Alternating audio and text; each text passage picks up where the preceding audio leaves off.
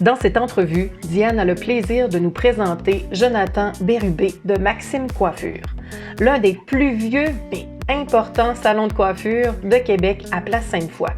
Dans ce cas, il s'agit d'une relève d'un tiers qui n'était pas dans l'entreprise, qui n'était même pas dans le domaine de la coiffure, et aussi les éléments qu'il a trouvés les plus difficiles et comment il a fait pour garder la fidélisation des employés, de l'importance des ressources humaines dans une transaction d'achat et d'acquisition. Bonne écoute. Jonathan Bérubé du Salon Maxime, bonjour et merci. Bonjour Diane. Merci beaucoup d'accepter cette invitation à la nouvelle série Relève réussie. Jonathan Bérubé t'a passé d'avis dans les communications, spécialiste marketing communication.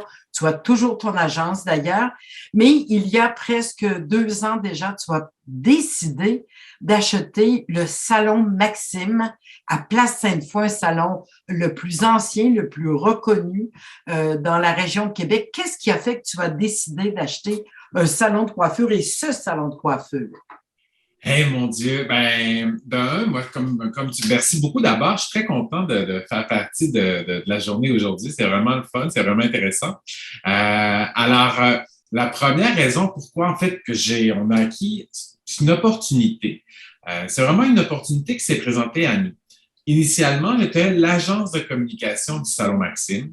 Mon conjoint travaille là depuis 23 ans, 24 ans, donc depuis 1997. Le propriétaire me dit, je t'avance. Je dis, OK, oui, ça peut être peut-être intéressant. Puis, je suis un entrepreneur. Ça, c'est clair pour moi. Ça faisait plusieurs années que j'étais à la recherche d'une opportunité, de quelque chose de pouvoir me renouveler, pour pouvoir me dépasser. Parce que mes objectifs, c'était vraiment, en fait, je savais que je voulais rester dans l'univers du service.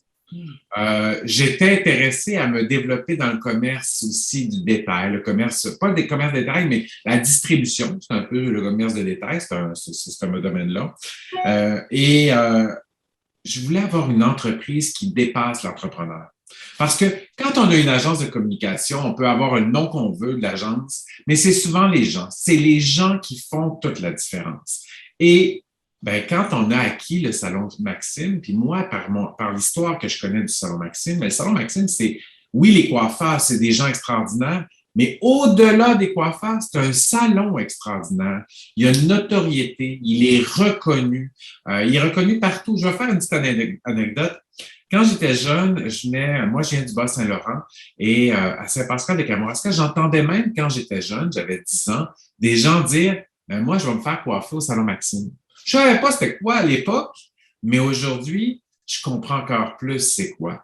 Alors, c'est tout ça, l'opportunité vraiment d'être au service d'eux parce que ça fait partie de moi, de faire du service à la clientèle, c'est un de mes talents et d'avoir une entreprise qui dépasse l'entrepreneur, qui soit plus grande encore que l'entrepreneur. Et qu'est-ce qui a fait que tu as choisi d'acheter une entreprise déjà existante? Tu avais déjà parti d'autres entreprises. Pourquoi on achète une entreprise déjà existante? On achète une entreprise on achète une histoire. Oui. On achète une histoire. Tu sais, on pourrait dire qu'on achète un chiffre d'affaires, on achète des gens, entre guillemets, même si j'aime pas ça, mais on achète des CV, j'aime mieux l'expression, on achète des CV, on engage des gens, on prend une entreprise mais on achète une histoire. C'est une histoire qu'on achète. Alors, l'histoire peut être bonne ou mauvaise, mais à la base de Maxime, elle est excellente. Elle a eu des années, comme n'importe quelle entreprise où ça a été plus difficile, mais l'histoire de Maxime est une magnifique histoire. Donc, c'est ce qu'on achète, c'est ce qu'on acquiert, puis c'est là-dedans qu'on s'inscrit aussi. C'est vraiment ça. Ouais. Alors, il y avait un entrepreneur qui était prêt à vendre et qui voulait quitter, qui était prêt à quitter également, c'est ça. Comment s'est passé le transfert? Qu'est-ce que tu avais sur le radar qui était important pour toi? Mais quand on a acquis l'entreprise n'était pas du tout informatisée au niveau des données. Alors, les données clients, donc on dit que l'entreprise est rentable. Oui, on voit les chiffres, ça va. Après ça, mais on ne sait pas qui sont les clients. Il n'y a aucune donnée, il n'y avait rien du tout là-dessus. Ensuite de ça, on vient de le dire, on achète des CV où l'entreprise, il y avait des gens qui étaient extrêmement compétents. L'histoire que dans cette entreprise-là, c'est incroyable. Là. Des vedettes chez Maxime. Il y a des vedettes, mais tout tous sont vedettes à leur image en fonction de leur personnalité, mais l'ancienneté qu'il y a au salon. Oui. Je pense à Yvan qui a 52 ans d'ancienneté. Je pense à Elena qui a 45 ans, 25 ans pour Nathalie, pour Alan, pour Jonathan, Karine, 30 ans. C'est des années. Au total, là, c'est 350 ans d'expérience qu'il y a dans cette boîte-là. As-tu de la relève aussi ou Alors, la difficulté de main-d'œuvre? Mais ça, c'est un défi, mais ce défi-là ne me faisait pas peur parce que je suis un gars de marketing, donc je savais que c'était du marketing qu'il fallait travailler et qu'il fallait amener pour qu'on devienne séduisant et attirant. Mais donc, il y a du monde extraordinaire. Donc, dans la transaction, si on parle de la transaction, l'élément, une des craintes que j'avais, c'est mais est-ce que les coiffeurs vont partir? Parce que c'est eux, c'est avec eux qu'on travaille, c'est avec eux qu'on devient un succès. Est-ce qu'eux vont partir? Donc, c'était d'arriver à faire une gestion de changement. Hein? On parle d'une gestion de changement parce qu'on change de propriétaire, mais d'y aller en douceur. Donc, c'était vraiment cet objectif-là. L'ancien propriétaire, Roger Tremblay, il s'est engagé envers nous de rester pendant 2 ans comme mentor pour nous supporter là-dedans. Je reviendrai aussi par rapport à ça, là, mais donc, oui, on avait un bon support, mais on s'est garoché dans le vide. Puis, je pense que c'est ça qu'il faut faire. Qu'est-ce que tu entends par se garocher dans le vide, Jonathan? On n'avait pas grand-chose pour évaluer. Outre que des chiffres, à un moment donné, des chiffres, on peut regarder, mais il faut y aller beaucoup avec notre flair. On aurait pu effectivement avoir un échec, mais il fallait y aller avec notre flair. Puis notre flair m'a dit à un certain moment donné, OK, on se lance, on y va. On ne sait pas qu'est-ce que ça va donner. On ne sait pas si le staff va rester, mais on va travailler pour. Alors, quand je dis à se garocher, là, c'est à se garocher dans le vide, c'est ça que je veux dire. Il faut vraiment oser. Oser. Oser, il faut oser. Et dis-moi. Oser pour réussir. Comme oser pour réussir, comme plusieurs l'ont suivi. Merci beaucoup. Oui. Dis-moi, souvent quand j'ai des entrepreneurs qui achètent des entreprises, ils me disent, Diane, moi je regarde pas ce qu'elle est maintenant, bien sûr, il faut que je regarde comme il faut où est-ce qu'elle est, mais surtout j'achète ce que moi je vois que j'ai envie de faire avec ou que je crois que je peux faire avec. Est-ce que tu avais une vision, toi, qui t'a donné le goût d'aller de l'avant avec Maxime? J'adore ta question, Diane. Oui, effectivement, on avait une vision. Maxime a une histoire. On l'a dit, on a acheté une histoire. Oui. Maxime avait une immense notoriété. Mais dans les dernières années, il y avait un certain laisser-aller. Puis je ne mettrai pas la faute sur personne, mais l'ancien propriétaire était plus âgé, il était retraité, était plus là. C'était pas ça son objectif. Lui, il voulait passer le flambeau, puis il n'y avait pas personne à qui passer le flambeau. Alors, oui. Nous, ce qu'on voyait comme opportunité, quand on parle d'opportunité, là, c'est ça. C'est qu'est-ce qu'on ferait avec ça? Où on voudrait l'amener? Puis la chose qu'on veut, qu'on est en train de faire, c'est redonner les lettres de noblesse du Salon Maxime. C'était le grand salon de coiffure et d'esthétique. Ben, on est dans cette direction de redevenir le grand salon de coiffure et d'esthétique avec les meilleurs. À Québec, puis on a l'objectif et on caresse l'objectif au Québec. Au Québec. Dis-moi, qu'est-ce que tu as rencontré comme défi en reprenant l'entreprise? Je sais que tu m'as beaucoup parlé que tu avais quelque chose qui te tenait à cœur, qui était sous le radar, c'était faire attention aux ressources humaines. Comme on dit, là, toi, tu vends du service, puis le service, c'est des humains, puis des humains qui sont là depuis longtemps, puis qui ont déjà des habitudes. Mais les ressources humaines ou autre chose, quel défi as-tu rencontré? Une petite pandémie d'un an. C'est ça que j'allais dire. Le gros défi qu'on a eu, nous, mais on l'a transformé en opportunité. Alors, le gros défi, c'est la COVID. Mais je le répète, on l'a transformé en opportunité. On a transformé ça positivement. Le grand défi, c'est sûr et certain que le défi des ressources humaines, c'en est quand même un qui est immense. Mais avec toutes mes années d'expérience, ce que j'ai appris, il faut aimer. J'aimais ça que tu dises ce mot-là. Là. On n'ose pas parler de ça dans le travail et pourtant, c'est le moteur de tout. Il faut aimer ce qu'on fait, il faut aimer notre entreprise, mais il faut aimer notre monde. C'est pas vrai qu'un entrepreneur va dire, moi, si je pouvais toutes les cas aller ça à la porte puis faire des machines à la place. Oui, si je pouvais faire ce que je veux, puis tout. C'est pas vrai que c'est une réussite. C'est pas comme ça. La meilleure réussite, c'est d'aimer notre monde, aimer les gens avec qui on travaille. Et ils ont tous une force. Ils ont tous des forces. Des fois, c'est difficile. On peut avoir. C'est un défi des fois d'aimer tout le monde. Ben, je vais te demander comment, à quoi, qu'est-ce que tu fais pour aimer les gens? Tu dis, il faut aimer. Comment tu fais pour aimer les gens? Puis comme tu dis, chaque personne est différente. Puis on ne peut pas les aimer de la même façon. Ils ne veulent pas être aimés de la même façon. Comment tu fais, toi, pour aimer les gens? Je vais le dire, je n'ai pas d'enfant, mais c'est la même chose, j'en suis sûr et certain. C'est de prendre le temps avec chacun d'eux. C'est de prendre du temps et de prendre le temps avec chacun d'eux et de répondre à leurs besoins. Il y en a qui ont besoin d'être écoutés. Il y en a qui ont besoin d'échanger. Il y en a qui ont besoin de donner leur opinion. Il y en a qui ont besoin juste de savoir que tu es là, tu es disponible. Puis j'imagine que dans un rachat comme ça, j'ai peur, je vais-tu aimer le nouveau boss? Il va-tu me mettre à la porte? Il va-tu me voir encore bonne? Puis comme tu dis, dépendamment de la personnalité, où il y en a, ils se cachent tapis entre les deux murs, d'autres qui viennent au devant puis qui veulent être entendus, puis c'est de pouvoir accueillir chacun dans sa différence, j'imagine. Exactement. Mais l'amour, c'est la chose la plus importante. C'est ça que après le recul, après même les 2 ans avec Maxime, avec les expériences que j'ai vécues avec mon ancienne agence de connexion marketing communication, l'amour, c'est la base de tout. Si tu n'aimes pas, tu ne pourras pas progresser. L'amour et le respect. On dit souvent qu'une valeur, le respect, fait partie d'une valeur qui doit être intrinsèque de toutes les entreprises. Je pense que l'amour devrait y être aussi. Et puis, je sais que tu as rencontré le défi, une pandémie. Un te dit, on était le propriétaire, des fois, souvent, on n'est plus à l'heure de l'innovation. On a fait notre tour. Puis, alors, donc, tu as amené tout l'aspect numérique, l'aspect informatique.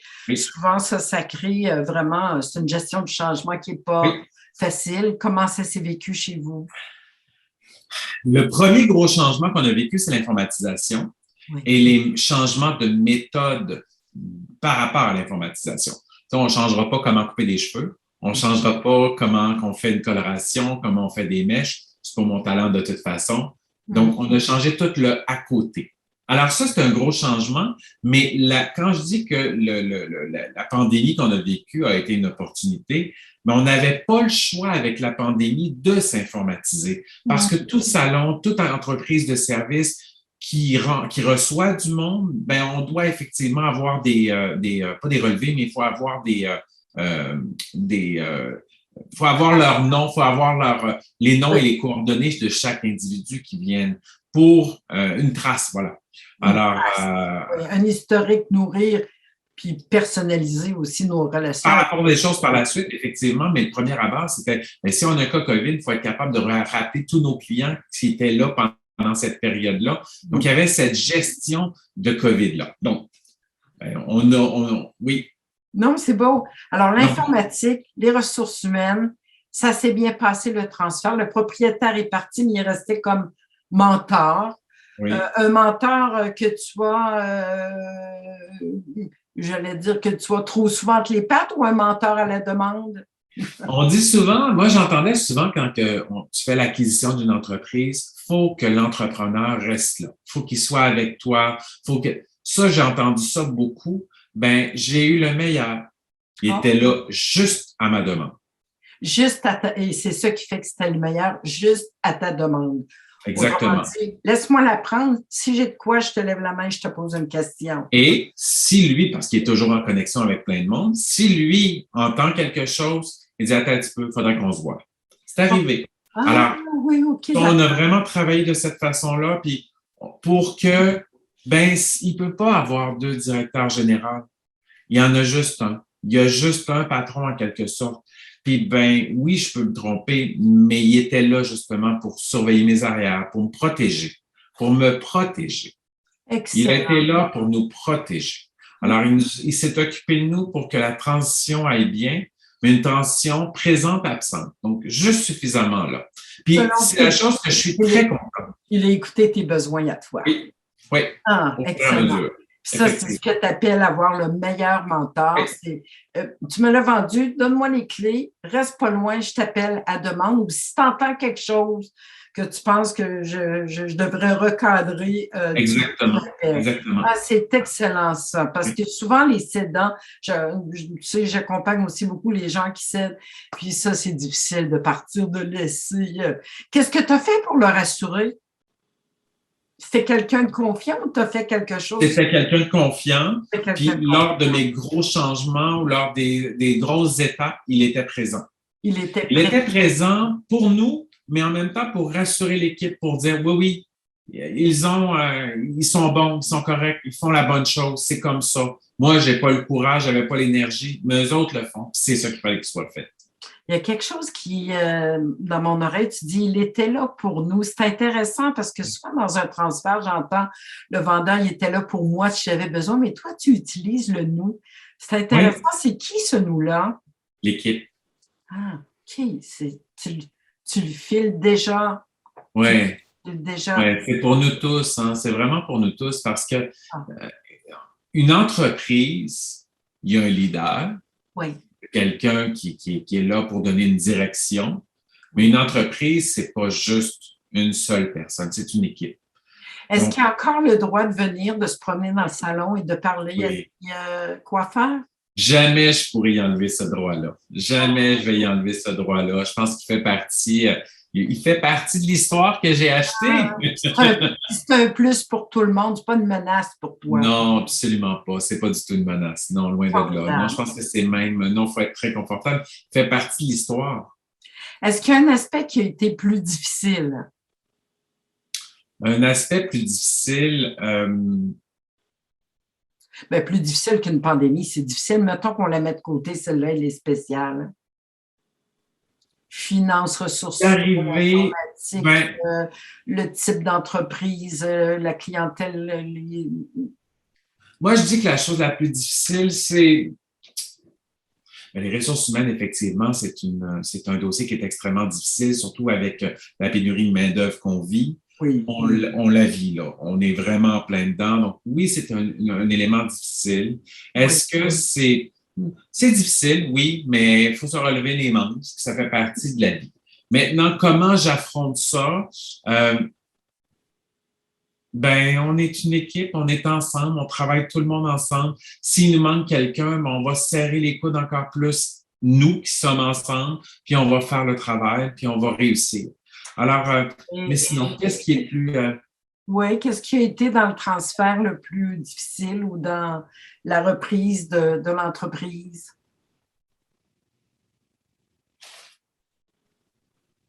Donc, ça a bien été. Oui, ça a bien été. Ah, oui, ça a bien été. Obligé de... Non, puis j'essaie de voir Qu'est-ce qui a bien été? Moi je me permets un reflet, je te connais quand même depuis quelques années, tu es un homme de communication. On dit que la première qualité du leader, c'est connais-toi toi-même. Et tu m'as déjà dit tout le chemin que tu avais fait, puis comment est-ce qu'à l'âge que tu as aujourd'hui, tu n'es pas l'homme que tu étais à 30 ans. Il y a une maturité, tu te connaissais toi-même. Oui. Et l'autre chose, on dit, tu as parlé de l'écoute, la communication, c'est le premier talent d'un leader. Et je sais que tu as de l'écoute, de l'empathie. Oui. Et je sais que tu sais parler. Quand tu files pas, tu es capable de le dire. Puis quand tu vois quelqu'un qui file pas, tu es capable d'aller le chercher. Ça, c'est quand même... Mais tu viens de dire la clé la plus importante. Pour être un entrepreneur, il faut se connaître. Connais-toi toi-même. Connais tes forces. Oui. Connais surtout tes faiblesses. Oui.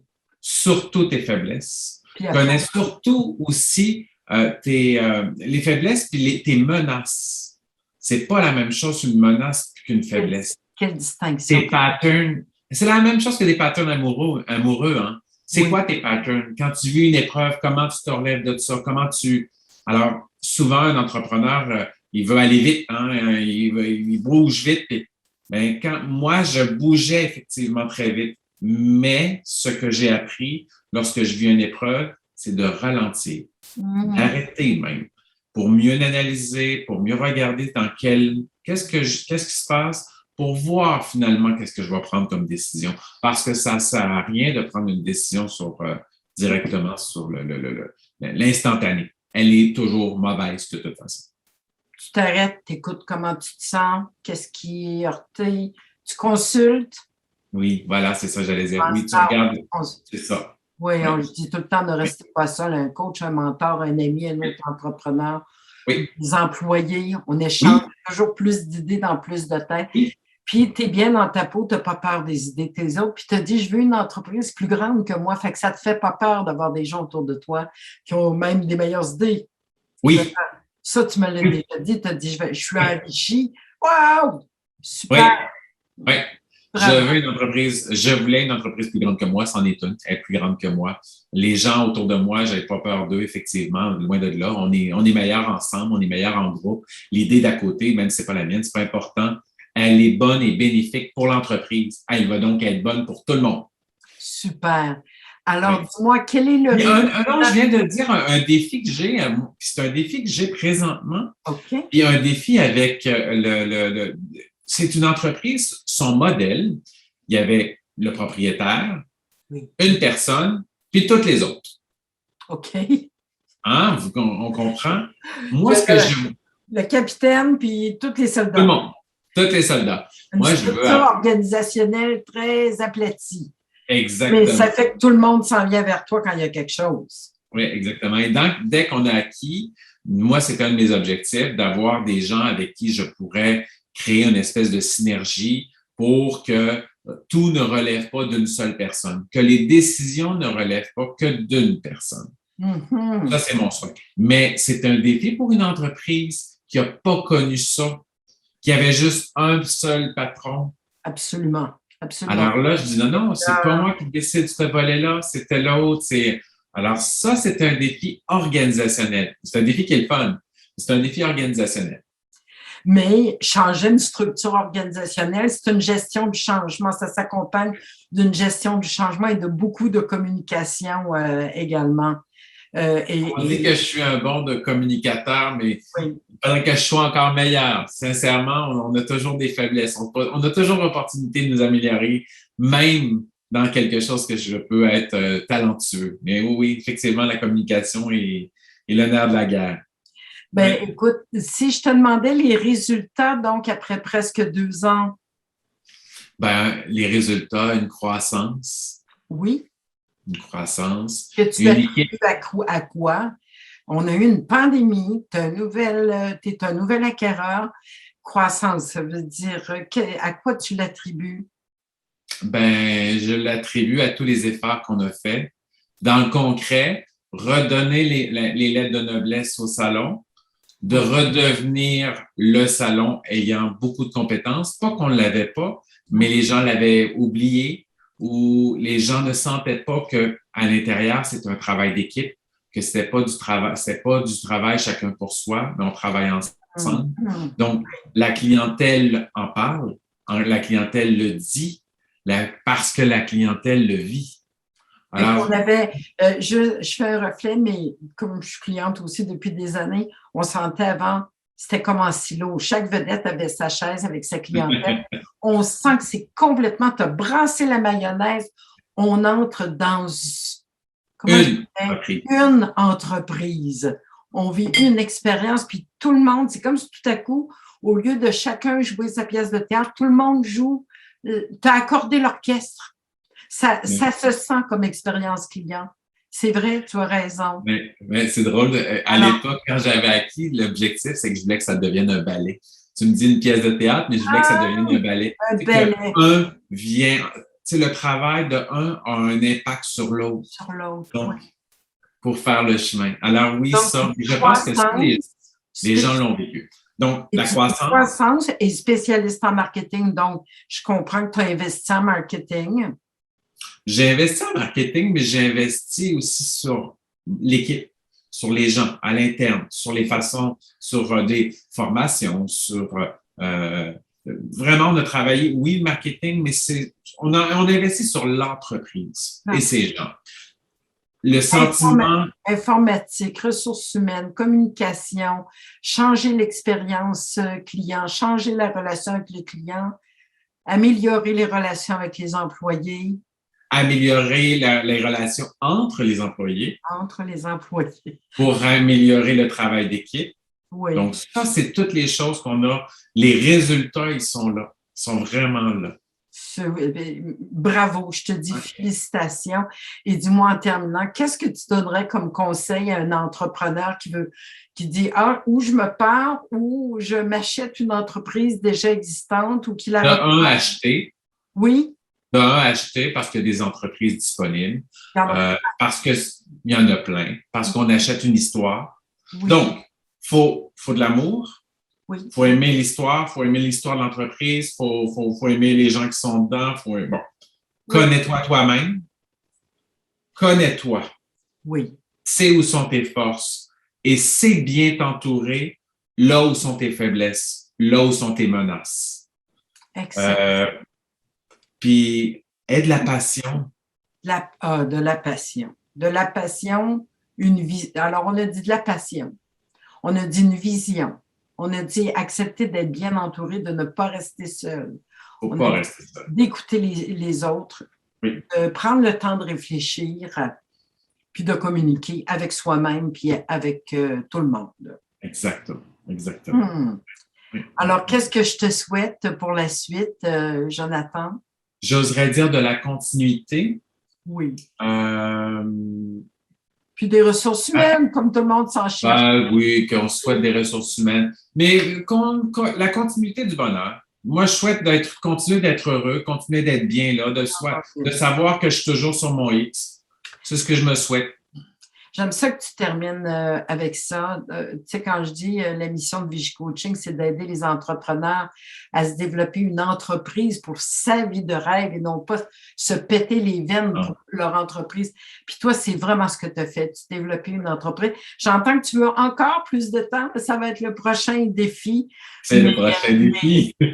On va y arriver. On va y arriver. Écoute, avec déjà tout ce que tu as fait, bravo pour le beau succès, bravo pour ce beau transfert. Surtout, merci pour ce beau témoignage, Jonathan. Alors, merci pour ton accompagnement aussi. Merci beaucoup pour ton accompagnement, sincèrement. Alors, à tout le monde, si vous cherchez un bon salon ou un entrepreneur qui a déjà fait le transfert, je sais que vous auriez un excellent mentor avec Jonathan.